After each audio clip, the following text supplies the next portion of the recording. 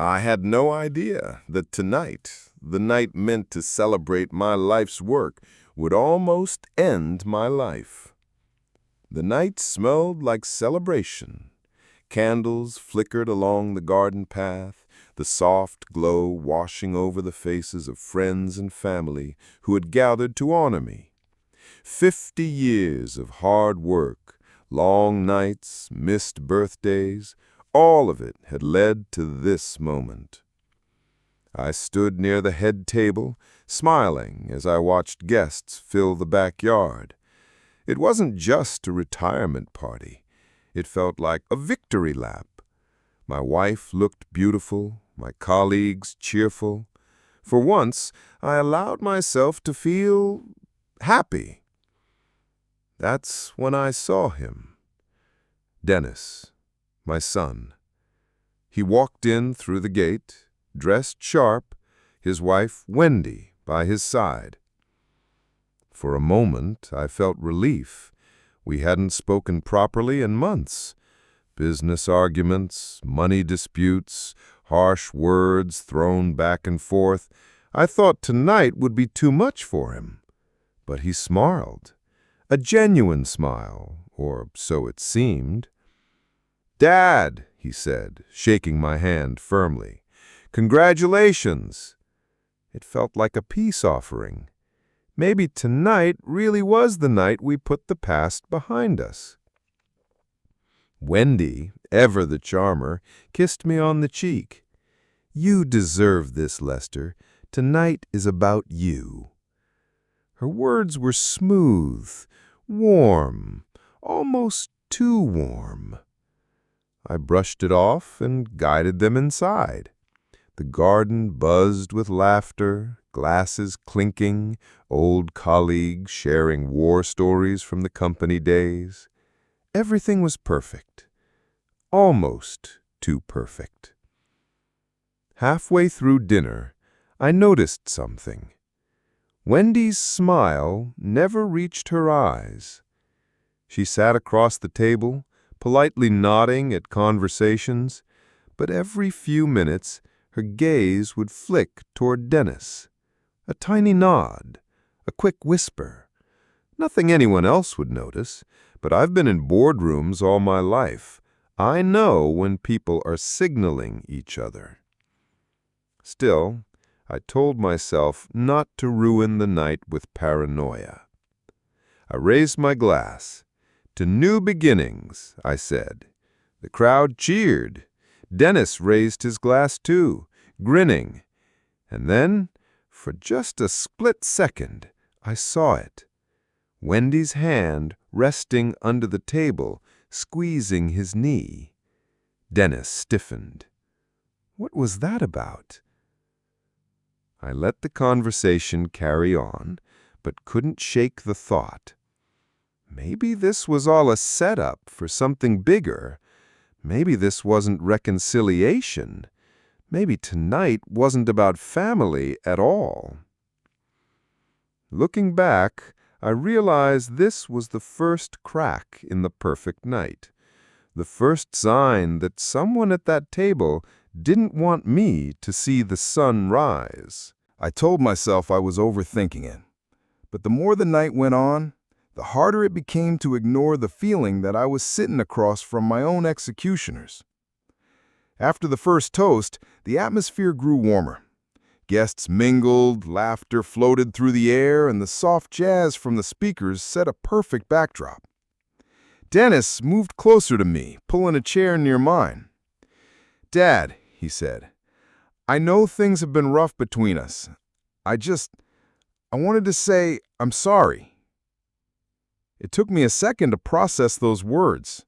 My son, the same one who had screamed at me over a business deal 6 months ago, was apologizing. And not just apologizing, he was sincere? He told me he regretted the things he said, that he wished we could move past the bitterness. His voice cracked just enough to make it believable. My chest tightened. For the first time in months, I felt hope. But then I noticed Wendy. She was standing a few feet away, chatting with two of my oldest friends, but her eyes kept darting back at us. Not casual glances, watchful ones, like she was measuring my reaction. I couldn't tell if she approved or disapproved of Dennis's apology, but she seemed invested in every word I spoke. The conversation was interrupted when dessert was served. Wendy finally joined us at the table, and suddenly the spotlight seemed to shift to her. She was perfect. Too perfect. She complimented the food, made my wife laugh with a story, and charmed every guest within earshot. It was like watching a politician work a room. Part of me wanted to believe this was just who she was, gracious, sociable, kind. But then came the moment that made the hairs on my arms stand up. While everyone was distracted, Wendy leaned slightly toward Dennis and whispered something. I couldn't hear it, but I saw Dennis's jaw tighten, and then he glanced at me with an odd expression, a mix of guilt and resolute. It was the kind of look you give someone when you've already made a choice and there's no turning back. I tried to shake it off and forced a laugh at a joke someone told from across the table. But inside, my stomach churned. Was I being paranoid, or was I finally seeing the truth, that this wasn't just a family reunion, this was a stage, and I was the main act? The night pressed on. More wine was poured, more toasts made, and with every passing minute, I felt my guard rising higher. When Wendy raised her glass and said, "To fresh starts," the entire table followed her lead. But I hesitated. Something in her tone felt loaded. Her smile lingered on me a beat too long. I forced myself to clink glasses with the others and take a sip. But in that moment, I made a silent decision. I would watch every move she made for the rest of the night. And thank God I did, because what I saw next nearly stopped my heart. I thought I was just imagining it, but then I saw it with my own eyes, and everything changed. The night had reached that magical moment where everything seemed perfect. The terrace was bathed in warm light, laughter flowed freely, and the wine kept everyone's spirits high. From the outside, this was a flawless celebration, the kind of evening that would end up in photo albums, remembered for years. But perfection always makes me uneasy. While my guests were gathered around the table sharing stories, I stepped inside to take a call from Harold, my attorney. His timing was inconvenient but important. The final paperwork for Monday's sale had just been filed. "Everything's ready," Harold said over the phone. "The wire transfer will clear first thing Monday morning." I stood by the window, staring out at the party while he spoke. From this angle, I could see everyone. Dennis deep in conversation with Jim and Frank, my old business partners. They were smiling at him, nodding like they were finally taking him seriously. I almost smiled myself. My son was getting the respect he'd always wanted. But then, my eyes shifted to Wendy. She stood near the drink table, her back partially turned to the guests. I watched as her hand slipped into her pocket and pulled out something small. My conversation with Harold faded to static in my brain. She held the object carefully, like it was delicate. Then, in one smooth, practiced motion, she tilted it over my wine glass. Something, a powder, maybe, fell into the drink. She stirred it with the cocktail stirrer, her movements quick but casual, and then put everything back in her pocket. No one else noticed. The party buzzed with laughter and chatter. But I saw it. I saw her poison my drink. In that moment, every warm smile, every charming word, every perfect gesture she had made tonight snapped into focus. This wasn't reconciliation. This was execution. I forced myself to keep breathing, to keep still.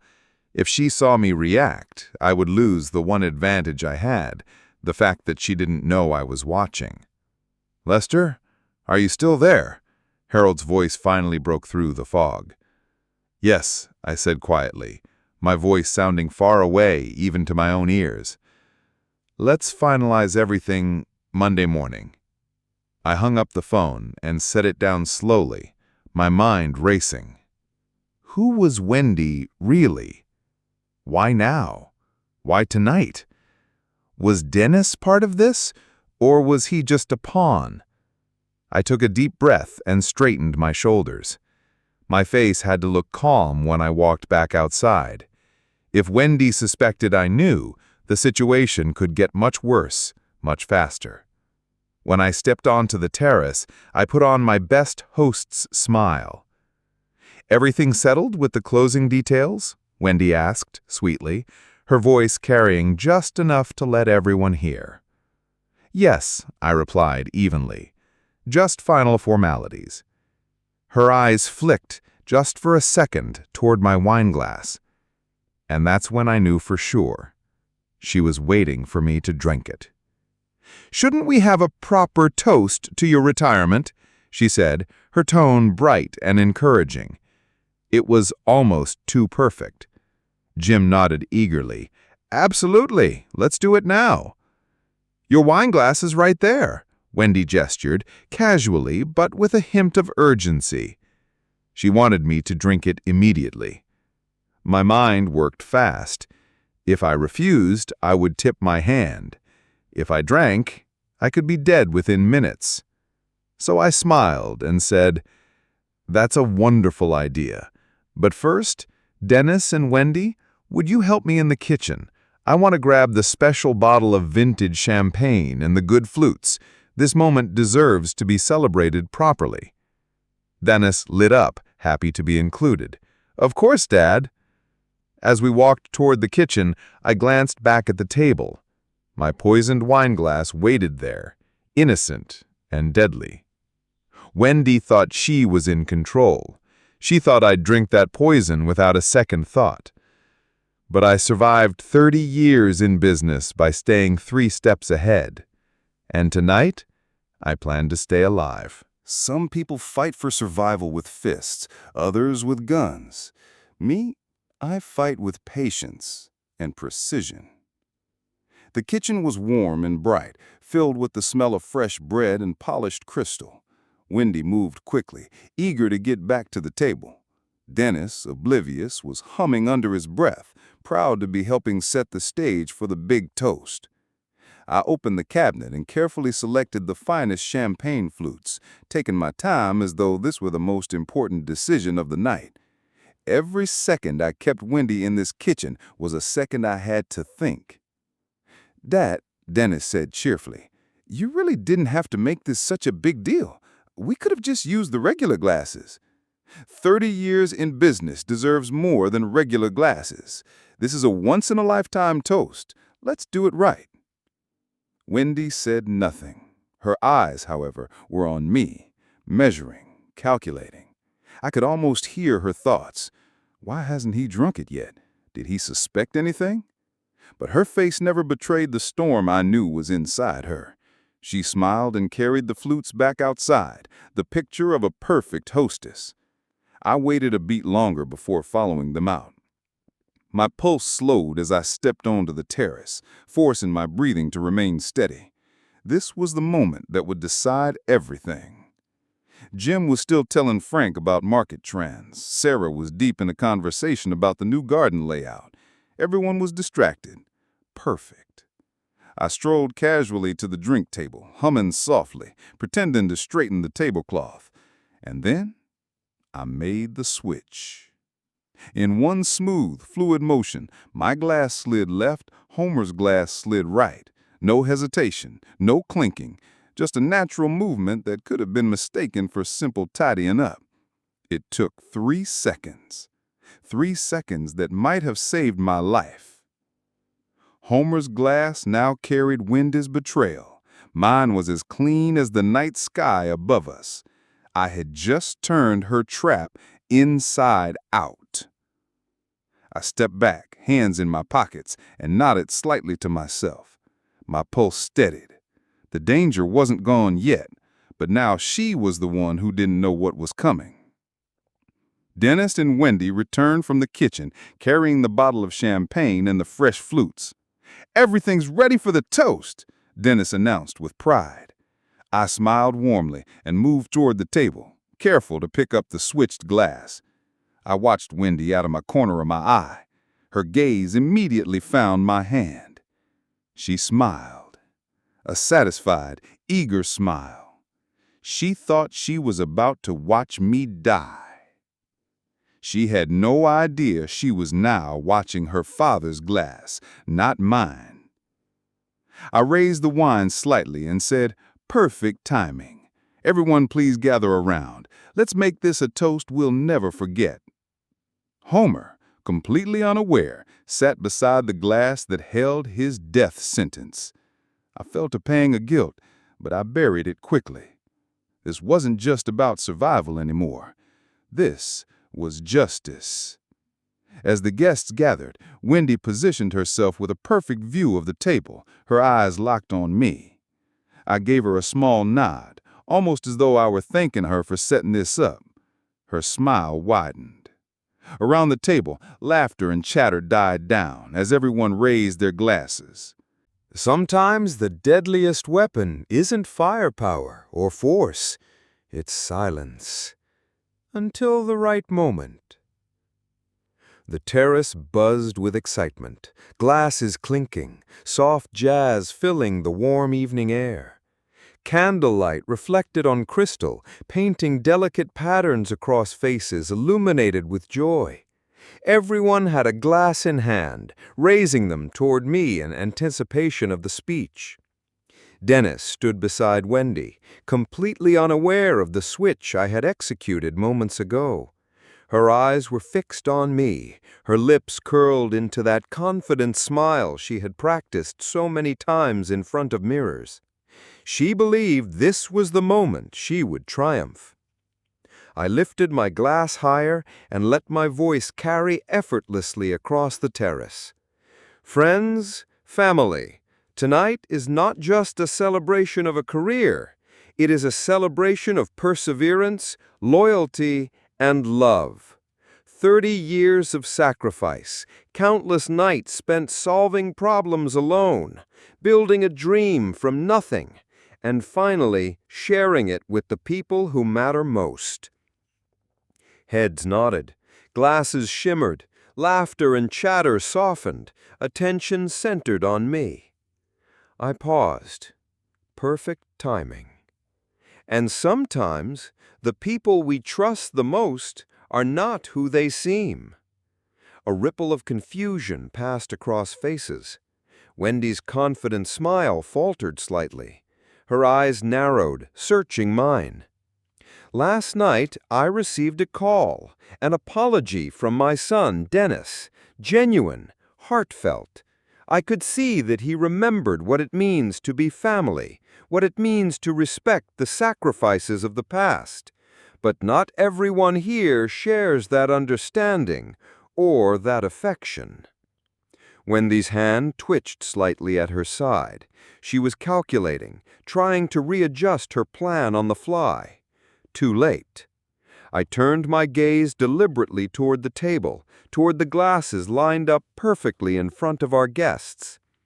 In fact, I continued, letting my voice remain calm, measured.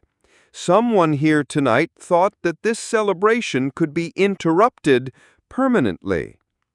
Gasps echoed across the terrace. Heads turned toward Wendy. Dennis froze mid-motion, eyes wide, confusion etched across his face. "Dad," whispered Dennis, what are you saying?" I raised the glass I had carefully switched into my hand. "This glass," I said, holding it where the candlelight caught the crystal, "was meant for me. But thanks to a little observation, the plan failed. The poison is no longer where it was intended." A stunned silence fell over the terrace. Guests froze mid-breath. Every eye was on Wendy. She tried to speak, but her voice was shaky. "Lester, that's impossible. I didn't—" Her protest collapsed under the weight of her own guilt.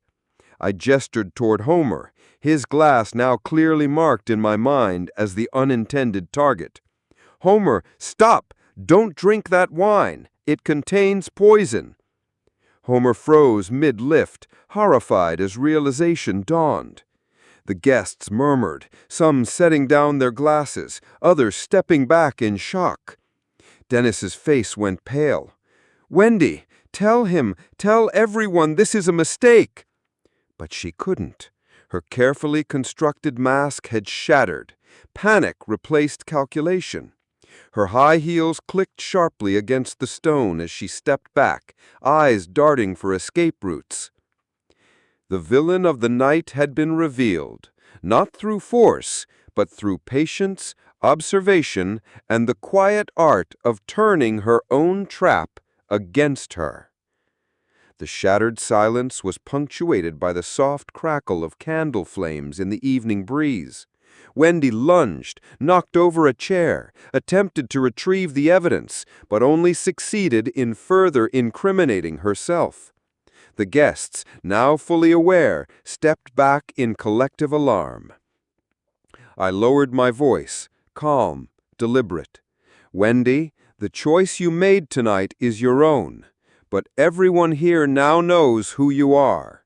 Your attempt to harm me has failed, and the consequences are yours to bear." Dennis remained frozen, torn between shock, disbelief, and the first seeds of understanding. The guests, their respect for me now amplified, quietly absorbed the scene. Loyalty and justice had quietly triumphed, witnessed by everyone who mattered. I raised my untainted glass, smiling. To those who show kindness, honesty, and courage, the real family I choose to surround myself with. Glasses clinked, some with tears in their eyes, some with relief, others with awe. And somewhere in the shadows of her ruined plan, Wendy realized her failure. Tonight proved that patience, strategy, and calm observation are worth more than gold, especially when facing someone who refuses to be caught off guard. Some betrayals are silent. Others announce themselves with the force of shattering crystal. The terrace felt emptier now, though the night air remained crisp and filled with residual murmurs of shock. Guests lingered in small clusters, exchanging quiet observations, trying to process what had just unfolded. Wendy's car had already vanished down the driveway, the sound of her tires fading into the distance. Dennis lingered by the terrace railing, his face pale, torn between the daughter he had married and the daughter who had tried to kill his father. I moved closer to Homer and Mai, offering calm reassurance. Their hands shook slightly as they clutched fresh glasses. "It's not your fault," I said firmly, my voice steady despite the adrenaline that still coursed through me. "You raised her as best you could. Her choices, hers alone." Tears streamed down their faces, a mixture of relief, grief, and guilt. Homer dabbed his eyes with a tissue. We had no idea," he whispered, his voice breaking. "We never imagined she could do something so evil." "Evil sometimes wears a perfect mask," Sarah added softly, stepping closer to offer comfort. Her eyes reflected both sorrow and awe.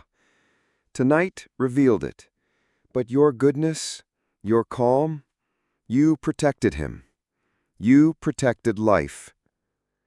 Dennis finally spoke, his voice low, shaky. "Dad, I don't even know how to process this. Everything I thought I understood about her." His hands ran through his hair, helpless. "I thought she changed. I thought last night's apology meant something." "You've learned something far more important tonight," I replied gently. "The truth always reveals itself, whether through patience, luck, or careful observation. And sometimes it's the people closest to us who hide their true nature best. But it doesn't define you. It defines them." Guests gradually returned to polite conversation, but the air was heavy with realization. Jim stepped forward, placing a hand lightly on my shoulder. "Lester, the way you handled this, it was remarkable. You could have panicked, confronted her immediately, or worse. But you protected an innocent man while exposing the truth. That takes skill, courage, and wisdom." Frank Morrison nodded in agreement. "Most people would never even notice the subtle signs. You not only noticed, but acted decisively. That's rare." Homer, still visibly shaken, raised his glass toward me. "To Lester," he said, voice trembling but sincere, "for saving my life tonight, and for showing what true courage looks like." I smiled, clinking my glass gently against his. "And to all of you," I added, gesturing toward my friends and the remaining guests. "Tonight reminds us of the value of honesty, loyalty, and integrity. To the people that matter, the people who make life meaningful." Sarah nodded, her expression somber. "It's strange," she murmured, "how quickly joy can turn into fear and then back into gratitude. You've turned a near tragedy into a lesson for everyone here." Dennis finally exhaled, his tension easing slightly. I have a lot to think about trust, about choices, about who I allow into my life. Tonight changed everything." "Yes," I said, my voice steady but firm. "It's a lesson we all learn at some point. We cannot control the choices of others, but we can control how we respond. Tonight, we responded wisely." The shattered glass, now swept away by the catering staff, glimmered faintly in memory. It was a symbol, the fragility of trust, the danger of misplaced faith, and the power of vigilance. But more importantly, it was proof that justice could unfold quietly, without spectacle, and without unnecessary violence. By 10:30 p.m., the remaining guests began departing, exchanging heartfelt farewells, congratulations, and promises to stay connected. Homer and Mai insisted on helping clear tables, quietly contributing to restoration after the chaos.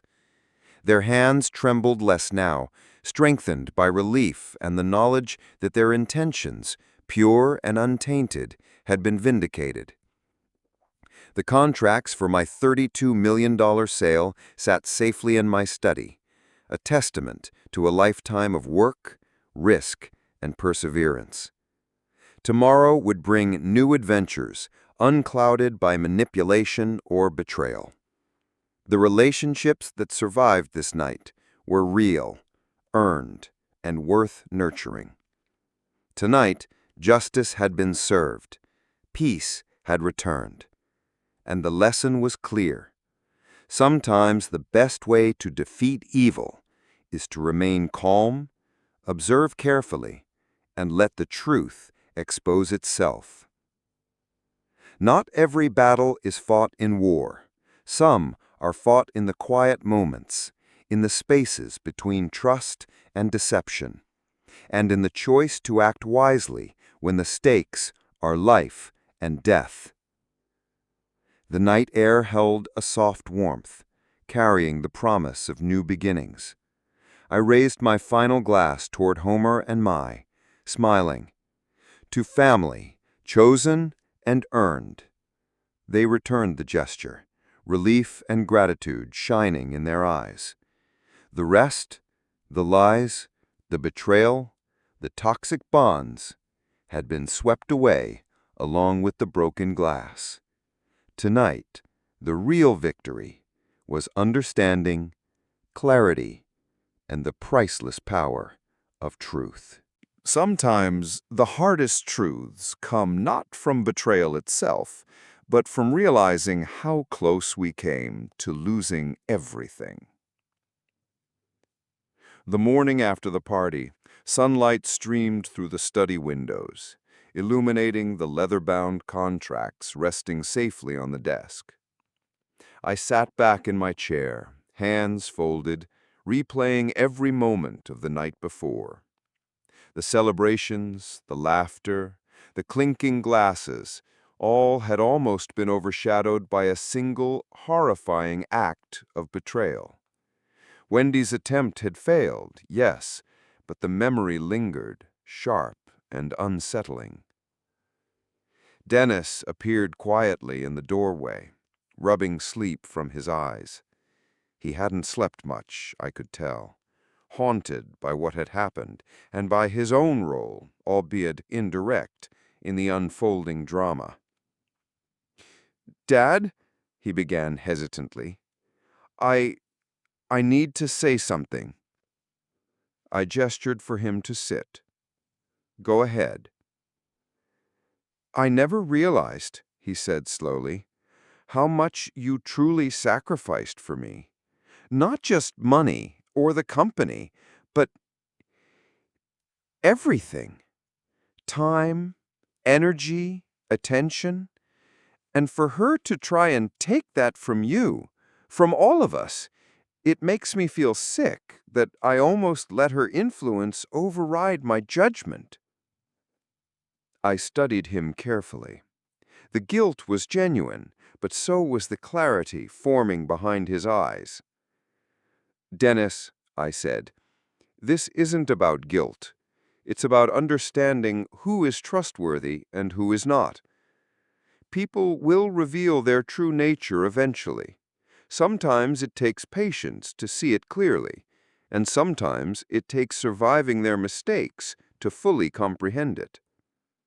He nodded, swallowing hard. "I guess I've learned the hard way.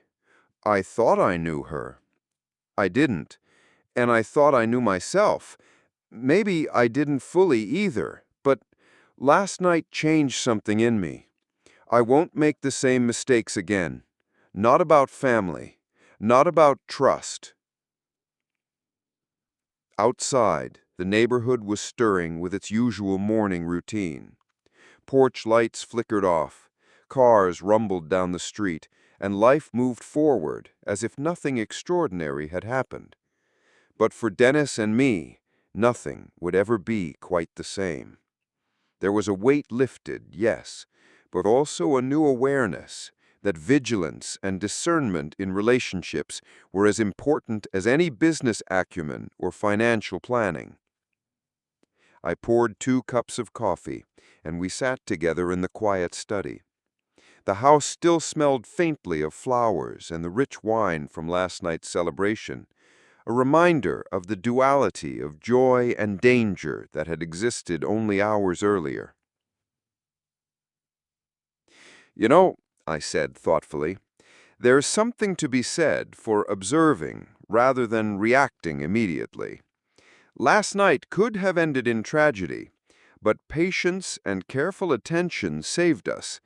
That's a lesson you can carry forward in every part of your life." Dennis leaned back, taking a slow sip. "I see that now, and I see the kind of man you are. Calm, measured, and incredibly perceptive. I have so much to learn from you, Dad." I smiled faintly. "Learning never really stops, Dennis. But sometimes life gives you lessons in the most unexpected ways. The important thing is to recognize them, internalize them, and act differently because them." Our conversation was interrupted by the gentle chime of the front doorbell. I rose, opening the door to see Jim Patterson and Martha standing there with warm smiles. "We wanted to check in," Jim said. "After last night, we just wanted to make sure you're okay, that everything is all right." I nodded. "I appreciate that. Everything is fine. The danger's gone, and the lessons remain. That's the important part." Martha placed a reassuring hand on my shoulder. "You handled everything with such grace. It's inspiring to witness. Not everyone could maintain composure like you did." The visitors departed with promises to come back for lunch, leaving Dennis and me to reflect further. We discussed plans for the coming weeks, trips to the Scottish Highlands, the national parks, and other adventures that had been delayed by business and family drama. For the first time in decades, the future felt open and free, unburdened by the manipulations and greed that had once threatened to overshadow everything we had worked for. I looked at Dennis, a sense of quiet pride welling in my chest. "You've done well, Dennis, not just in handling the aftermath, but in beginning to understand the responsibilities that come with wealth, family, and trust. It's a rare gift to learn from a crisis and emerge wiser." He smiled, though it was tinged with lingering regret. "I'll make sure your trust in me isn't misplaced again, Dad. That I promise." And with that, the first rays of sunlight illuminated the study fully, casting a golden glow over the contracts, the photographs, and the trophies of a life built carefully, diligently, and wisely. For the first time in years, I felt a profound sense of closure, not just from the company sale, but from knowing that justice, patience, and careful observation had preserved what truly mattered. Sometimes survival is not about strength or wealth, but discernment, patience, and the quiet courage to act when it matters most. The day stretched ahead full of possibilities. The lessons of betrayal, the value of vigilance, and the importance of choosing relationships wisely were seared into memory. And for Dennis and me, the path forward was clear. A life filled with real connections, genuine gratitude, and the freedom to embrace the future untainted by past deceit. Trust, once broken, can be rebuilt, but the scars it leaves are lessons no wealth can erase. The morning after Wendy's betrayal, the air in the neighborhood felt strangely quiet, almost as if it too were holding its breath. Dennis and I lingered over breakfast, a cautious but necessary silence between us. Despite the resolution of the immediate danger, the tension of the previous evening lingered, threading through every conversation and glance. Dennis stirred his coffee slowly, watching the cream swirl in hypnotic circles. "I can't believe what she tried to do," he murmured finally. "I kept thinking I knew her. I was wrong." "You're not alone in that," I replied, leaning back. "Manipulative people can hide behind charm, intelligence, and timing. The danger is not always obvious until it's nearly too late. What matters now is how you move forward and how you rebuild trust with those who actually deserve it." He nodded, a trace of guilt still lingering in his expression. "I feel responsible, Dad. I should have recognized the warning signs, or at least questioned her motives more critically." "You were sincere in your apology last night," I said firmly. "You recognized her manipulation and chose a different path. That's what counts.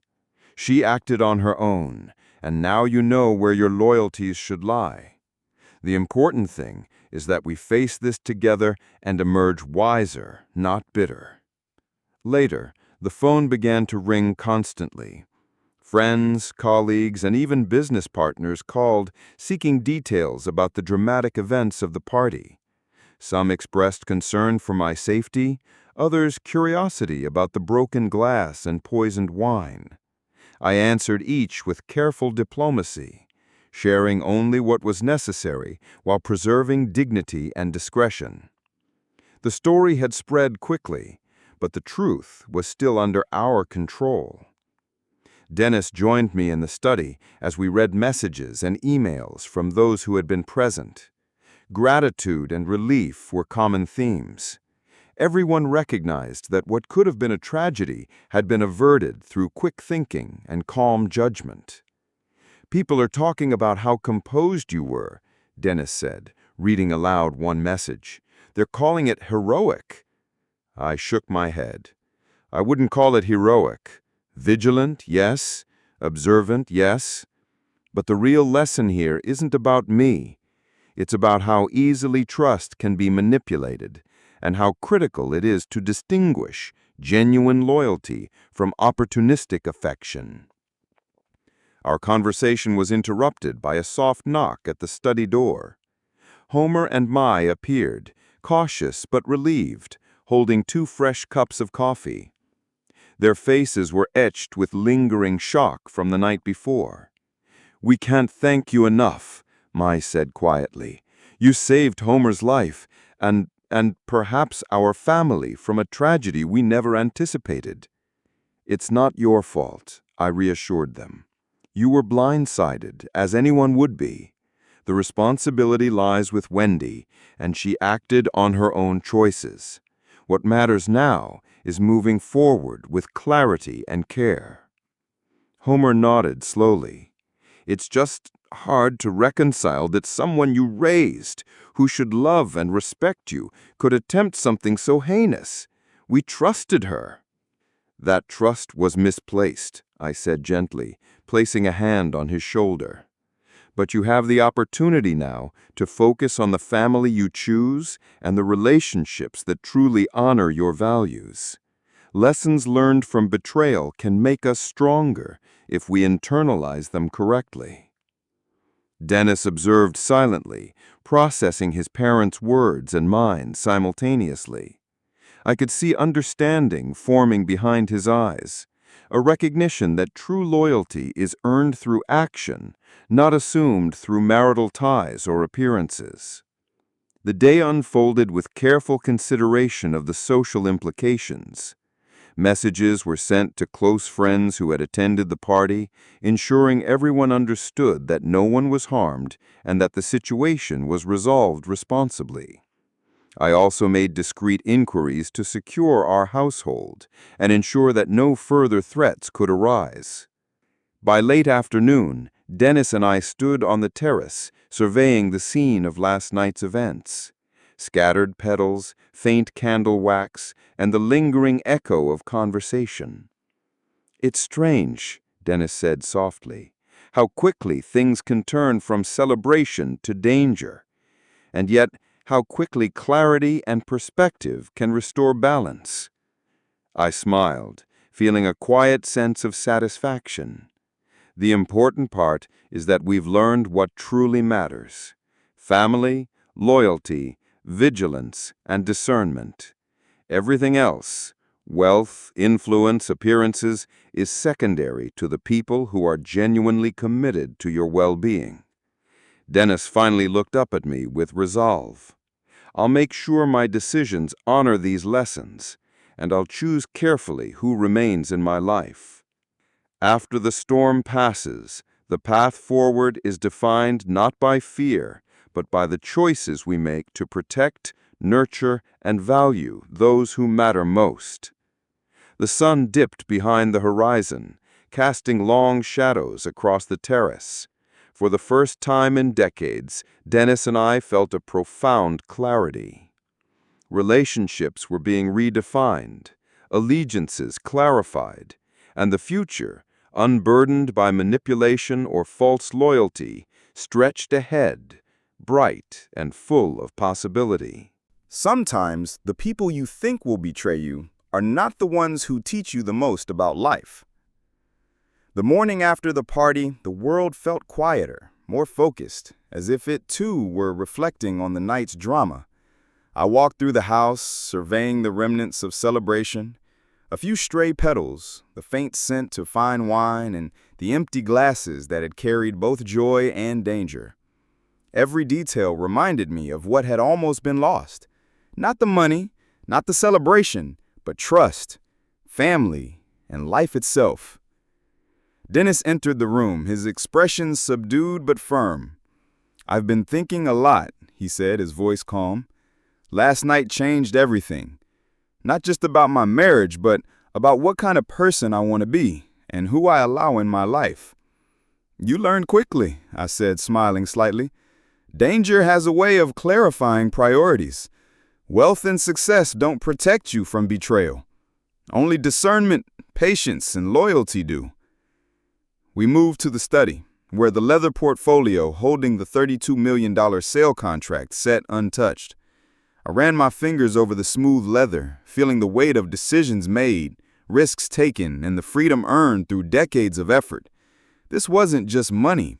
It was a tool to shape the life I wanted, a life defined by choice rather than obligation. Dennis glanced at the contracts, then at me. I want to honor this, Dad, not just for the wealth, but for what it represents: integrity, perseverance, and family. I nodded. Exactly, and it starts with protecting the people who genuinely care and cutting ties with those who undermine your values. Wendy is gone, but her lessons linger. The scars she leaves are reminders, not burdens. We spent the day reaching out to friends and family, reconnecting with those who had supported us. Homer and Mai were still with us, quiet but comforted by the knowledge that justice had been served without catastrophe. Their gratitude was humbling, but they insisted on helping with cleanup and final arrangements. Their presence reminded me that family is not always defined by blood, but by loyalty and love. By evening, Dennis and I took a long walk through the garden, the air crisp and calming. You know, he said after a pause, I almost lost sight of what mattered. It's easy to let ambition blind you to the people who truly care. I see that now. I hope last night taught you the value of patience and observation. True family, real friends, and the right choices matter far more than money, power, or appearances. Wealth can buy comfort, but not wisdom. It's lessons like these that define a life well lived. The sun dipped low, casting golden light over the terrace where friends had celebrated hours earlier. A soft breeze carried the scent of flowers and the faint memory of jazz music. I felt a sense of closure, a deep satisfaction in knowing that the chaos of betrayal had been transformed into clarity and purpose. Dennis looked at me, a newfound resolve in his eyes. I'm going to rebuild, Dad, not just my marriage, but my understanding of relationships. And I'll do it right this time, with integrity, patience, and love. I placed a hand on his shoulder, proud of the man he had chosen to become. You have the chance to create your own legacy now. Let last night be a turning point, not a shadow. Remember, true strength is measured by your ability to protect the innocent, make wise decisions, and stay loyal to those who matter. That night, I returned to the terrace alone for a moment, the quiet settling over me like a warm blanket. The contract sat safely in the study, the memories of the party, the joy, the near tragedy, the ultimate triumph, etched firmly in my mind.